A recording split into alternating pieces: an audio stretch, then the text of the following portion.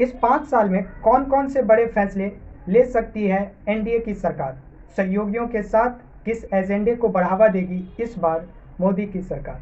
नमस्कार, मैं सतीश कुमार और बी न्यूज़ में आपका स्वागत है। 9 जून को शपथ लेने के बाद माननीय नरेंद्र मोदी भारत के लगातार तीसरी बार प्रधानमंत्री बनेंगे और एनडीए की सरकार लगातार कहती रही है कि उनका तीसरा कार्यकाल बड़े फैसले वाला होगा। पिछले 10 साल का कार्यकाल तो सिर्फ ट्रेलर है। मोदी के दूसरे कार्यकाल की अगर हम बात करें तो जम्मू कश्मीर से धारा 370 हटाना, राम मंदिर का निर्माण, नागरिकता अधिनियम कानून का लागू होना बड़े फैसले के रूप में गिना जाता है। ऐसे में लोगों के मन में भी सवाल है कि आखिर इस बार एनडीए सरकार कौन कौन से बड़े फैसले ले सकती है और आखिर किन क्षेत्रों में बड़े निर्णय हो सकते हैं। आइए जानते हैं कि आखिर एनडीए की सरकार कौन कौन से बड़े और कड़े फैसले ले सकती है। पहले नंबर की बात करें तो एक देश एक चुनाव, दूसरा नंबर समान नागरिक संहिता यानी यूसीसी, तीसरे नंबर की अगर हम बात करें तो विदेश नीति में यूएनएससी की स्थायी सदस्यता पर जोर, चौथे नंबर की बात करें तो स्वास्थ्य क्षेत्र में आयुष्मान भारत का विकास। आइए हम जानते हैं कि एक देश एक चुनाव है क्या।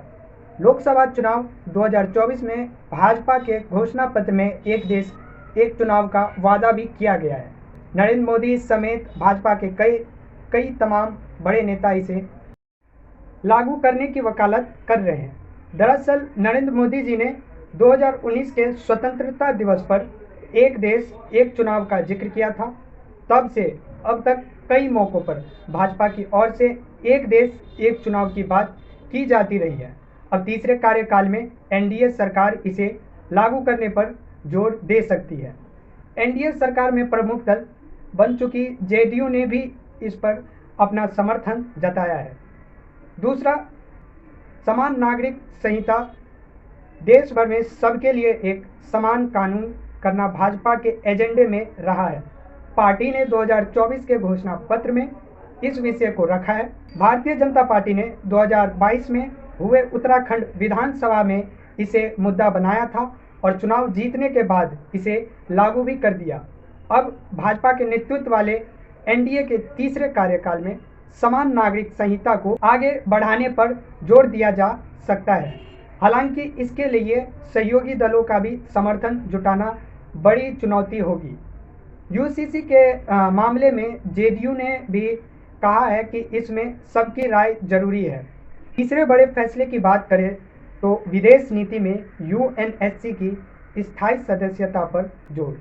नरेंद्र मोदी जी अक्सर अपने भाषणों में भारत की वैश्विक नेता के रूप में स्थिति को मजबूत करने पर जोर देते रहे। अपने तीसरे कार्यकाल में मोदी की विदेश नीति के लक्ष्य होंगे संयुक्त राष्ट्र सुरक्षा परिषद यानी यूएनएससी में भारत के लंबे समय से प्रतीक्षित स्थायी सदस्य को साकार करना। विदेश नीति के मोर्चे पर सरकार यूएनएससी की सदस्यता पर जोर देगी, लेकिन इस प्रयास में संयुक्त राष्ट्र में सुधार भी शामिल है। यूएनएससी में सुधार करना एक बड़ी चुनौती होगी क्योंकि स्थायी सदस्य चीन अक्सर भारत को इसमें शामिल करने का विरोध करता है। अब हम बात करेंगे चौथे सबसे अहम फैसले की, स्वास्थ्य क्षेत्र में आयुष्मान भारत का विस्तार। तीसरे कार्यकाल में केंद्र सरकार की प्रमुख स्वास्थ्य बीमा योजना आयुष्मान भारत को बड़े आकार में देखा जा सकता है। नरेंद्र मोदी जी चुनावी कार्यक्रमों में यह कहते रहे हैं कि तीसरे कार्यकाल में बड़े फैसले के लिए मोदी की गारंटी पूरी की जाएगी। चुनाव परिणाम घोषित होने के बाद भाजपा कार्यकर्ताओं को संबोधित करते हुए मोदी जी ने भविष्य के लिए अपने विजन को रेखांकित किया था। मोदी जी ने आयुष्मान भारत के तहत प्रदान की जाने वाली मुफ्त स्वास्थ्य सेवा तक अभूतपूर्व पहुंच पर जोर दिया। इसके अलावा भाजपा के 2024 के घोषणा पत्र में आयुष्मान भारत के कवरेज को 70 वर्ष से अधिक उम्र के वरिष्ठ नागरिकों और ट्रांसजेंडर समुदायों को शामिल करने के लिए आगे बढ़ाने का भी वादा किया है। धन्यवाद। मैं उम्मीद करता हूं कि ये वीडियो आपको अच्छा लगा होगा और हमारे चैनल को आप ज़रूर सब्सक्राइब करें और इस वीडियो को ज़्यादा से ज़्यादा शेयर करें।